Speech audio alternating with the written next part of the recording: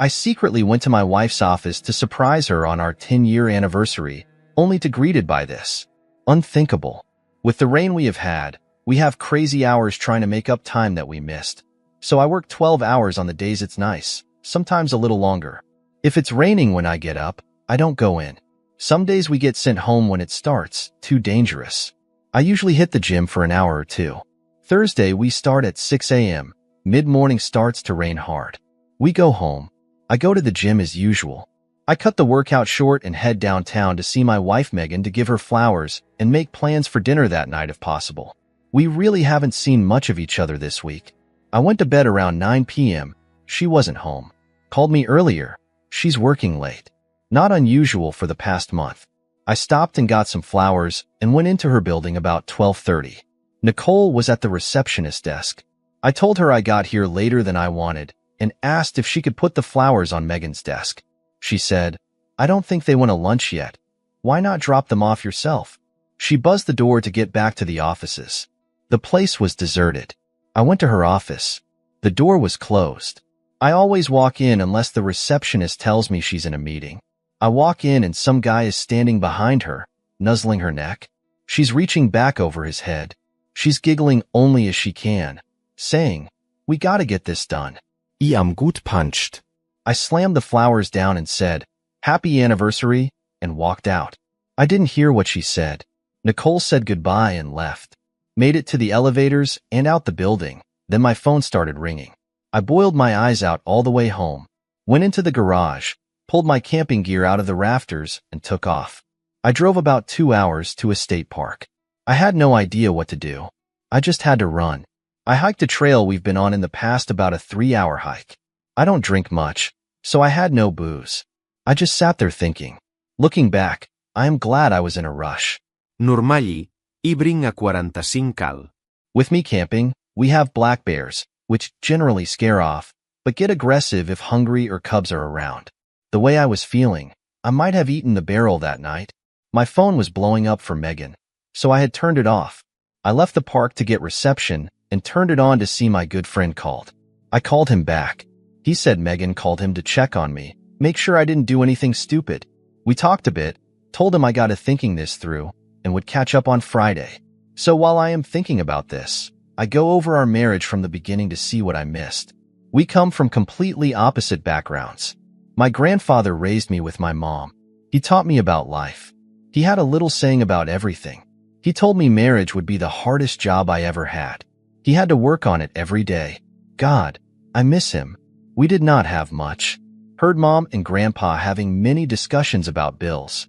They worked hard, and my brother and I did not miss out on anything we knew of. Megan was born into money. Not overly rich, but very comfortable. Went to a great college, always had great clothes, a new car, etc., and she is beautiful. 11 out of 10 beautiful. I would joke with her if she coughed about the silver spoon getting stuck in her throat. We met and started dating. I was dumbfounded how such a woman would ever be with me. We dated quite a while before she told me about her parents and lifestyle. Our friends called us the model couple because they thought we were so good looking we had to be models. Families were not as kind. Afraid of the differences economically would come into play.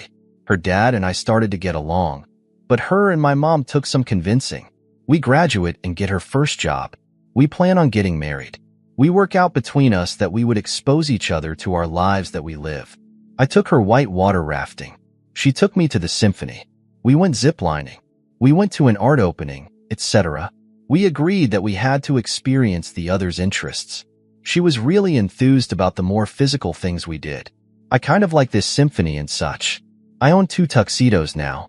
I look back and do not see any red flags. Her first 2 jobs she quit because the men all tried to get in her pants. She was paraded out in front for photo ops. Invited a conference as when other newbies were not. At dinner at a conference, a partner tried to get her drunk, then tried to force himself into her room that night. She quit. The next job, the same thing. Quit again. This 3rd job has women as some of the partners, and none of that BS is in her workplace. She seems very happy. We seem very happy. So now, Friday, I am home. I called her. Asked where she was. Back at work. I, being in a smart-ass mood, said that the marriage is taking second place for her job. She responded since I would not talk about what she was doing. Fair enough. She will be home in an hour. So I wait. I want to save our marriage. If I am lacking in providing, then I want to fix it. I want to ask why, of course, but I cannot accept an I don't know answer. Here's the update. Wife and I had a marathon talking session on Friday late night. I started by asking that she be honest in all answers and be complete. Do not tell me half-truths that have to be asked several different ways to get a complete answer. She agreed. I started with why. Answer. I don't know. Kind of what it was expected. We went around and around on this. Finally, I said, how many times did you have sex? Started to dodge, but when I let out a sigh and shook my head, she said 6 or 7 times. That started things rolling. I kept my cool. How long? Last 3 weeks. Back to why. Could not give an answer. You still love me? Yes. Saying it because we are done trying to save the marriage? No, with some conviction. Do you find me attractive? Yes. Why? Still can't answer. Am I not giving you something you were looking for? Here she hesitated, but quickly recovered. I knew I was onto something. Could not crack the nut though. Finally, about midnight, I was tired. I said, Megan, you are an intelligent woman. I cannot believe you cannot articulate the why I am asking about. She started crying, saying she is trying to answer my questions. I said, okay, enough for tonight. Time for bed. She started to walk toward the door. I asked where she was going. To my parents' house. I told her that this is our house. I'm not asking you to leave. She's up crying at that point. I said, we are not divorced or separated. That may come, but for now we need to be together until we sort this out. We actually slept in the same bed. Not sex in case you were going to ask. I am up almost most of the night. I am reading some of the comments in DM. Had some great comments and back and forth with a few people. One told me that women generally marry up in social status. We were unusual, maybe second thoughts. One suggested that maybe I was right and that I was not fulfilling something for her. But one told me that there was a post a few days ago describing this scenario, but from the women's view, asking what she should do. We could not find it on the subs you looked at. /surviving infidelity /infidelity. So I pulled up Reddit and put in Megan's account and looked at her history. Bingo. She was the one who posted. So this morning, bright and early, we start again. I start out, why? Same answer. We go around getting annoyed. Then I say, did this guy challenge you intellectually? The look on her face was priceless. He read my post. For the masses, she described how she caught the feeling when they first kissed in a make-out session in a hotel. She left. Next morning, after I left for work, she hightailed it over to a hotel to put an end to it. Then had sex. It continued at least up to her posting. I am sure a couple of days later, I discovered them. She also was weighing whether to leave. Then says this is moving way too fast. She needs to separate from the guy. So I present this to her that she thinks I'm a dumb hick. No. She was attracted to him because this project they are on is his idea. She feels she is getting passed by and needs to up her game. The stimulation from this led to the attraction and the rest. Now, I don't know. I know she was sincere. Now the floodgates open. We have a great dialogue through the issue. Mid-afternoon, she wants a break. She leaves for her parents. So I'm writing this update and knock on the door. Okay, gotta say I'm really tired now. There stands Megan's mom. I tell her Megan is on the way to their house. She knows she wants to talk to me. She has never been to our house by herself. She has never that I remember talked to me privately. She says she is not here to sway me in any way. She would accept any decision I make. But she wants to tell me her story. She was married once before Megan's dad. I knew that. The man she married was the love of her life. Didn't have much. She met her husband and they caught some feelings. Before they cheated, she told the first husband they were done. Divorced. When she married a new guy, he had some money but was an up-and-coming executive. Couple years go by, not happy, made a mistake. All husband moved on and is married. She gets pregnant. As Megan goes into depression, was actually institutionalized. 2 years later, pregnant with brother. Repeat cycle. Couple years later, sister is born. Repeat. No more kids, she's fixed. Everyone thought it was postpartum depression. I guess it was, but it mirrored her ex also expanding his family. To this day, she knows where he lives, his kids' names, etc. She has never gotten over leaving a love of her life. She sees how I am with Megan. She sees she is my love. She saw it when she quit her first job, how I took care of her. She got up and left, saying nothing else. All right, next cheating story. My wife has been cheating since our first-year anniversary. Spoil alert. Me and my wife were married in August of 2019. Things weren't easy. We fought a decent amount, but never to the point where I thought we were in danger of losing each other. We both had our struggles along the way. I have been in active recovery for a porn addiction for over 6 years, while she was starting her therapy journey to address childhood incestuous abuse. I thought we were on the right track. When August 2020 came along, our relationship still had its rough spots, but it was the first year of marriage. It was supposed to be this hard, right? I believe that even though we weren't where we were at least in a better spot than where we started. A couple of weeks into August, my wife became more and more distant. She spent more and more time with her male friends from work. I began to have concerns, but every time I broached them with her, she would lay my fears to rest. You are the one who struggles with lust, not me. I am never one-on-one. I just make better friends with guys, etc. Despite my misgivings, I figured she was right. After all, I was the one who struggled with porn. I needed more boundaries than she did, right? We had had the talk early on in our marriage that we wanted to set the boundary of never being in a one-on-one setting with someone of the opposite sex. We wanted to be above reproach. While she did acknowledge this conversation, she didn't think it was necessary for her. That her struggles weren't with sex, and I should be okay with her hanging out with male co-workers.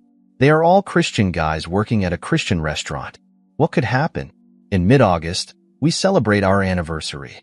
During this time, we decided to go on a large group trip where we would rent an Airbnb in the Northern Peninsula. During this trip, a lot of our closest friends came with, including the guy I would come to learn she was having an affair with. During the trip was when my suspicions really ramped up. She was very distant from me and spent more and more one-on-one time with this guy despite my misgivings. Things really came to a head when I came back one night and realized they were out alone in the lake swimming together. It had gotten to the point where even some of her other friends called her out on her behavior. Fast forward on August 30th, D-Day happened. I had been very suspicious by now, and every night when she came home the questions of whatever you've been, who have you been with, what in the suit? I didn't think she was having an affair, but I told her that I believed she was at risk for having an affair. But no one could spend this much one-on-one time in intimate settings with someone else and not develop feelings. Anyway, on the 30th, we were leaving church, and she was again acting very distant. I decided to ask her straight up, "Are you invested in this marriage?" That's when she replied, "We need to talk." She took me to a park and told me what has been happening. She told me it has been going on since the anniversary. She said she loves this guy and does not plan to stop seeing him. That was just about a month ago. In our few interactions since then, she has made it very clear she does not want back in the marriage, even if this guy wasn't in the picture. She told me that if our marriage wasn't already crumbling, that she wouldn't have gone looking. My brain knows that is bogus, but my heart still thinks it is my fault. In the meantime, she has continued to see this guy, post on Instagram about how much she loves him, and tell her friends about how I should have fought for her more. Something worth noting is that she is a manager at this Christian restaurant, and the guy is a new hire. Apparently, her boss is aware and is chosen to forgive her, aka covered up and go against all their values. I never thought I would get a divorce, but the choice is being made for me. Even if she did want to work on things, I'm not sure I could. I'm living with my parents right now, and this is all just too much sometimes. I still wear the ring, not ready to take it off. I know she doesn't, but still. There are times when I feel excited for the future, but other times when just doing basic tasks is too hard. I can't sleep, too many graphic dreams, and I'm just trying to get by. I do have things to keep me busy, and I do have a new job starting in October, which will be helpful, but that is where I'm at. I've found it difficult to find people who can relate. I am thankful for this community. And here's our first update. Going to see a lawyer on Tuesday says it should be a simple process from a logistical standpoint at least. I've gone back to seeing my therapist once a week. She is a counselor who is Christian, but not a Christian counselor, aka doesn't answer everything with just pray about it, or God works in mysterious ways, or any of that BS. We'll bring that stuff into the session if I ask him to, but not uninvited. The restaurant she works at is Chick-fil-A. She always talked about how their Christian values set them apart from other places. And here's the next update. I don't know what the proper format is for posting updates, so someone feel free to correct me if I'm doing it wrong. I found out that she has been telling people that the reason we are separated is because I was abusive. I talked with my lawyer, and he said the only way that would hurt is if she filed for a PPO. And the only way she could do that is if she had concrete evidence. That means no going to her work, contacting her, etc. Yesterday, I got the ring back, which was really difficult. My lawyer will send her documents to sign, and if she doesn't contest anything, we can move forward with scheduling a hearing, which is about a 2-month waiting period. And another update. 30 days till court hearing. A little bit of context. She had locked herself out of the apartment. We are separated living in different places, but she texted asking for my key to get in. She said she was using the landlord's copy, needed mine. I haven't given it back. One last little foo, I suppose. Or maybe that is the last thing I'm holding on to. Like if I'm surrendering that, I'm surrendering the relationship. She's paranoid by her own admission, terrified I'll break into the house. She told me she was buying a gun. I've never been violent with her, never laid a hand on her, and I've assured her numerous times that I wouldn't resort to violence. That being said, the idea of her being afraid, albeit misplaced fear, feels good. Knowing that she knows I have access to her house if I really wanted to, that I still have a way in. I'm choosing to hold on to that, to nurse that. Maybe I just don't want to let her go all the way. Maybe I still love her. I know that's wrong, but I felt so powerless the entire relationship. So yeah, that's where I'm at. The more I think about it, look into it, the more effed up I realize it is. Today's journal was longer than normal. With the hearing coming up, even though I know she is a narcissist and this is the best move, it's still hard and hitting me. Here we are, friends. Didn't edit it or try to organize my thoughts, but this is where I am at today. 11/17/2020. These are the days when it is the worst. When I'm at work and there is literally nothing to do but research and file. The time I have to think. These are the times when I would normally text my wife. Text her telling her how bored I was. Casual crap. What's up to? How's work? Anything new? Blah blah blah. I miss that. The regular stuff.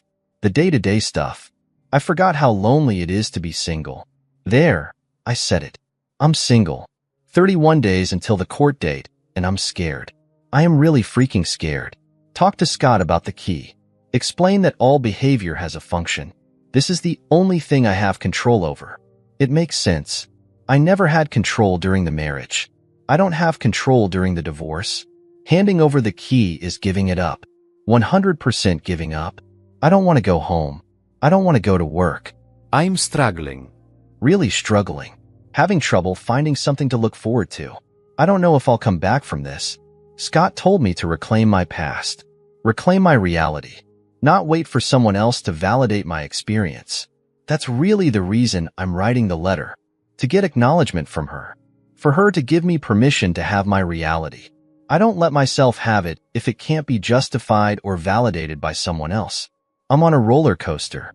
I'm in a glass box of emotion. I'm insane. The silence, as long as something is going on at every moment of the day, then the pain is manageable.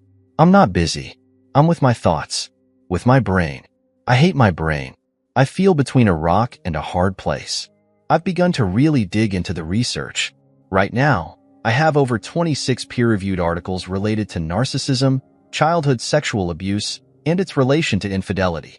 Attachment styles and infidelity, infidelity in the first year of marriage, sexual abuse leading to narcissism, narcissism and infidelity, long-term impact of betrayal trauma, characteristics of cheaters, archetype hypocrites, characteristics of people most likely to be cheated on, etc. Maybe one day I'll make sense of this. Maybe this will be the biggest freaking research paper I've ever done. Maybe I will be able to conclusively come away from this experience and say, this is why it happened. I'm going to try and perform an autopsy on the corpse that is our marriage. I won't lie, My intention is to definitely point out her fault, to unequivocally convince the jury of my innocence and her role in disintegrating our marriage. I'm heated. As I cool down, the hope is that I will be able to better look at my stuff, too, because it's there. As much as I hate to admit it, it is. I think the main reason I feel a need to prove the pain is because she has yet to truly validate it. I have not had a single conversation with her where she did not attempt to explain away, gaslight, justify, twist the truth, displace, or rewrite the narrative. I've been on lawyer mode, on a witness stand. I spent all of last year being cross-examined, and even though we have cut off contact, she is still a leech in my mind. I find myself doubting the institution of marriage, doubting values that I've held just as fundamental truth for so long. I don't see the point in waiting until marriage. I don't see the point in taking the step. I don't see the point in taking the risk. Maybe I do, but the risk and potential for failure is too great. I was certain, freaking certain she was the one. I thought I had dodged a bullet with my last fiancé. Maybe I just traded her on in for a rat poison. One is gross, the other one kills you. Who knows? The one could have been worse, probably would have been, but the point is my judgment is screwed. How can I be certain of anything when the thing I was 1000% sure about is a lie? My mom asked me if I ever saw myself getting married again, moving on. Right after she asked, she realized it was too soon for the question. Don't get me wrong, it definitely was. I'm not ready to remotely consider moving on, but if I had to answer now, I would say no, I am not getting married again. What am I going to tell everyone? Hey guys, welcome back. This has been hell. This has been the worst. Being in a situation where there is even a risk of this happening again seems unfathomable. It's like having an explosion strapped to my chest. Even if there was only a 10% chance of it going off, there's still a chance. I wasted a freaking ball or wedding on her. It's supposed to be a one-and-done thing. No. Right now, I don't think I'm meant for marriage. I was certain. My certainty is shaky. My certainty is unreliable. My certainty is nothing more than I guess. I'm certain of nothing. I'll never be certain of another woman. Marriage doesn't require certainty. It requires faith and trust. Yeah, I freaking know. But I believed in us and trusted her so much that it surmounted to something equivalent of certainty in my mind. I trust too much.